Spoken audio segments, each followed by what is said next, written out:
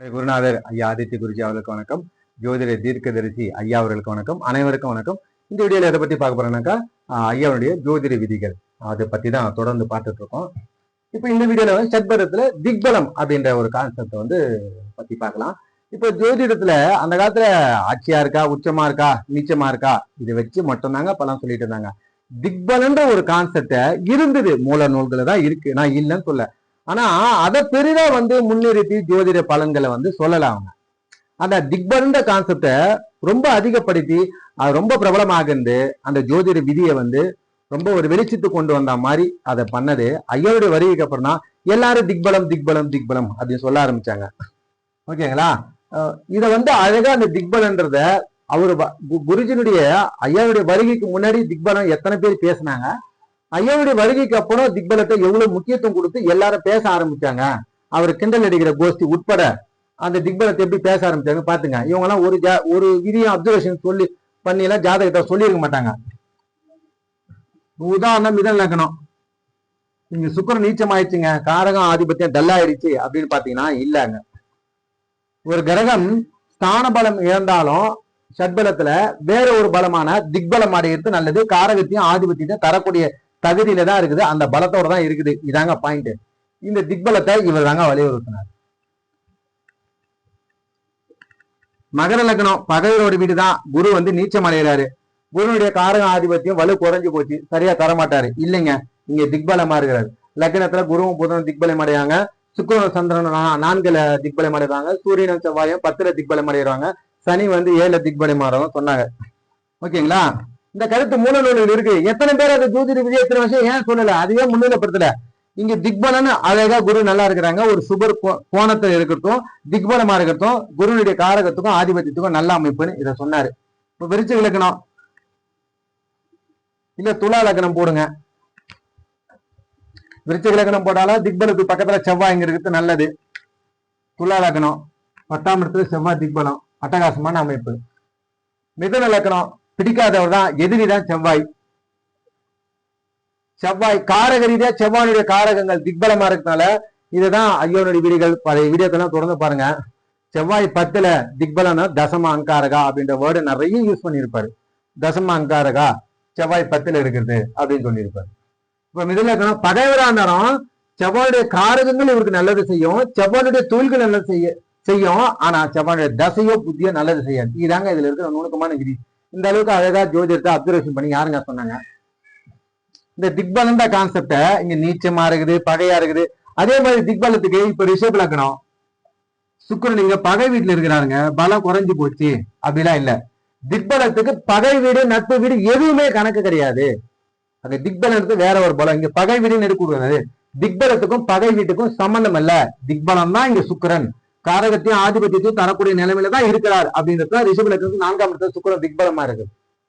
அதே மாதிரி இங்க சிம்ம லக்னத்துக்கு 4ஆம் இடத்துல சந்திரன் நீச்சன்னு எடுக்கக்கூடாது, அது திக்பலமா தான் இருக்கு. இதுதாங்க பாயிண்ட். இந்த அளவுக்கு திக்பலத்தை இப்போ ஒரு மீன லக்னம்,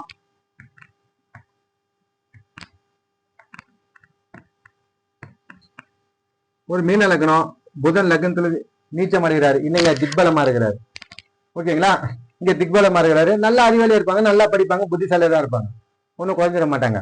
அதே மாதிரி ஒரு பாபரான சனி அழகா அதை விளக்கம் கொடுத்தாரு.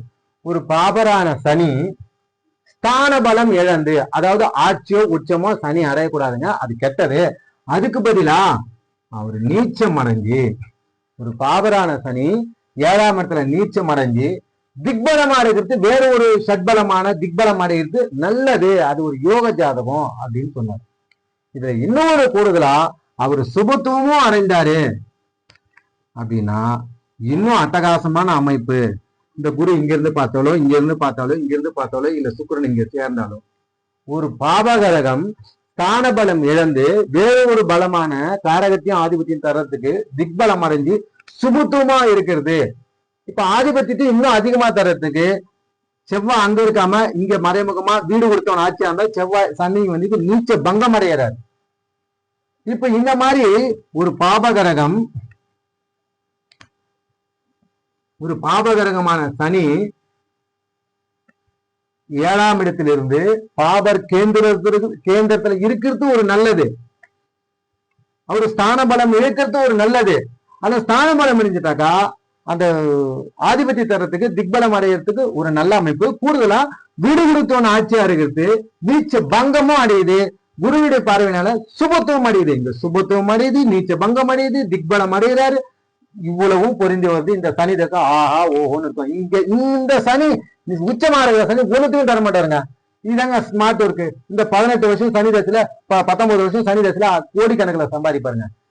இதுதாங்க சொன்னாரு. இந்த திக்பலத்தை இவ்வளவு அழகா அழகா சொன்னாரு. இந்த சனி கொட்டுவாரு 19 வருஷம் சனி தசையில அப்படின்ற மாதிரி சொன்னாரு.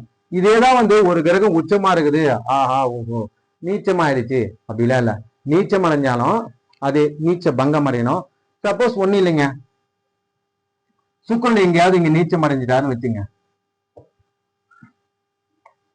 இப்ப இங்க சுக்கிரன் 4ஆம் இடத்துல நீச்சம் அடைஞ்சிட்டாரு, ஆனாலும் திக்பலம் அடைஞ்சிருக்கிறார். ஓகேங்களா, இது ஒரு நல்ல அமைப்பு. சூரியன் இங்க போடுங்க, சந்திர கேந்திரத்துல சுக்கிரன் இருக்கிறாரு, அப்ப நீச்ச பங்கம் அடைகிறாரு. இதுவே இங்க சந்திரனை போட்டீங்கன்னா இன்னும் பயங்கரமான அமைப்பு. இங்க சந்திரனை போட்டாலும் நீச்ச பங்கம் அடைஞ்சாரு. அப்ப சுக்கிரன் நீச்சம் அடைஞ்சு திக்பலம் அடைந்து நீச்ச பங்கம் அடைகிறாரு சந்திர கேந்திரத்துல. இப்ப சுபத்துவமா இந்த குருவுடைய பார்வையில நீச்ச குரு போடுங்க, இங்க குரு போடுங்க. இந்த சுக்கிர தசை 20 வருஷம் அவங்க வாழ்க்கையுடைய பொற்காலம். இந்த அளவுக்கு அவரு நீச்சம்னு எடுக்காதீங்க. இவ்வளவு விஷயங்கள் இருக்கு. திக்பலத்தை அழகா எல்லா வித மனிதர்களுக்கும் அத ஜோதிடர் நல்லா எளிமையா புரியல மாதிரி ஒரு ஜோதிடத்தை விளக்குனாருங்க. ஓகேங்களா, இதே மாதிரிதான் ஒரு கடகலக்கணத்துக்கு சூரியன் இங்க உச்சமும் அடைஞ்சு திக்பலமா அடையிறது தப்புங்க. அது ஓவர் டோஸ் ஆகுது, அது தப்பு. அதே மாதிரி செவ்வாயும் இங்க ஆட்சியும் அடைஞ்சு திக்பலம் அடையிறது ஓவர் டோஸ், அது வேணாம். அதை விட நார்மலா ஒரு சிம்ம லக்னம் செவ்வாய் 10ஆம் இடத்துல தசம அங்காரகா இங்க இருக்கிறது அழகான அமைப்பு. செவ்வாய் டாக்டர் ஆகலாம். வெறுமனே திக்பலம் இருந்தாலும் போதும், ஒரு இயல்பான டாக்டர் குவாலிபிகேஷன். இங்க இருக்க கடகலக்கணத்துக்கு சூரியன் உச்சமானது திக்பலமா இருக்கிறத விட சிம்ம லக்னத்துக்கு ஒரு சுபரோட வீட்டுல இங்க 10ஆம் இடத்துல திக்பலமா சூரியன் இருக்குது ஒரு நல்ல அமைப்பு. ஒரு கவர்மெண்ட் ஸ்டாஃப், அதிகாரம், பட்டம் பதவிக்கு நல்ல அமைப்பு. சூரியன் 10ஆம் இடத்துல இருக்குது திக்பலம் அப்படின்னு அழகா சொல்லி கொடுத்தாரு. இந்த அளவுக்கு திக்பலத்தை ஜோதிட உலகில ஒரு மறுமலர்ச்சி ஏற்படுத்தினது குருஜி தான். வேற யாருங்க திக்பலம் சொன்னாங்க? எல்லாம் மூல நூல் இருக்குது, ரைட். எல்லாம் நட்சத்திரத்தை வச்சு 10 பொருத்தம் தானே சொல்லிட்டு இருந்தாங்க இவங்க. மூல நட்சத்திரம் மாமனார் இறந்துருவாரு, ஆயுத நட்சத்திரம் மாமியார் இறந்துருவாங்க, ரோகிணி நட்சத்திரம் தாய் மாமன் ஆகாது.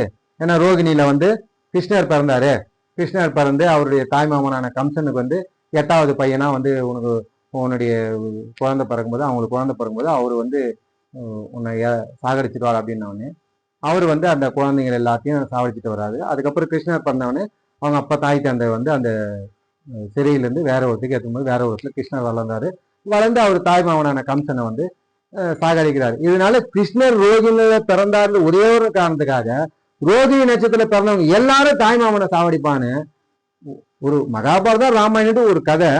அந்த கதையை ஜோதிடத்தோட இணைச்சிட்டாங்க.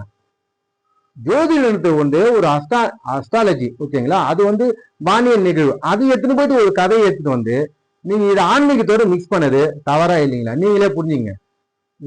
ஒரு கிருஷ்ணர், ஓகேங்களா, ஒரு அஷ்டமியில ஒரு கிருஷ்ணர் பிறந்ததுனால அஷ்டமியில பிறந்தவங்க எல்லாம் சண்டை போடுவான், போர் தான் நடக்கும். ஒரு நவமியில பிறந்த ராமர்ன்றதுனால எல்லாரும் காட்டுக்கு போயிடுவாங்க. இத மாதிரி ஒரு ஆன்மீக கதையை ஜோதிட ரீதியா மிக்ஸ் பண்ண தப்பு. நவமியில பிறந்தவங்க பிச்சைக்காரனா இருக்கிறான், ராஜாவா இருக்கிறான். அஷ்டமியில பிறந்தவங்க ராஜாவா இருக்கிறாங்க. எல்லாமே பொது. எல்லா நட்சத்திரமும் எல்லா திதியும் சகல மனிதனும் இருப்பாங்க, உயர்வானும் இருப்பாங்க, தாழ்வானும் இருப்பாங்க. நீங்க அதை விட்டுட்டு ரோகிணியில பிறந்தாங்க மூல நட்சத்திரம் ஒவ்வொருத்துக்கும் ஒரு ஆன்மீக கதைகளை சொல்லிட்டு இப்படிதான் ஜோதிடம் போயிருந்து. இந்த மாதிரி திக்பலத்தை ஏன் பேசல? இதெல்லாம் ஒண்ணு டீப்பா போனா கஷ்டமாகுதுன்னு இந்த மாதிரி சிம்பிளாவே ஜோதிடம் பார்த்துட்டு இருந்தாங்க. ஓகேங்களா, அது ஐயாவுடைய வருகைக்கு அப்புறம் தான் ஜோதிடம் வேற ஒரு பரிணாம வளர்ச்சி அடைஞ்சு. ஓகேங்களா, இந்த வீடியோ பிடிச்சிருந்தா லைக் பண்ணுங்க, சப்ஸ்கிரைப் பண்ணுங்க, ஷேர் பண்ணுங்க. நன்றி, வணக்கம், தேங்க்யூ.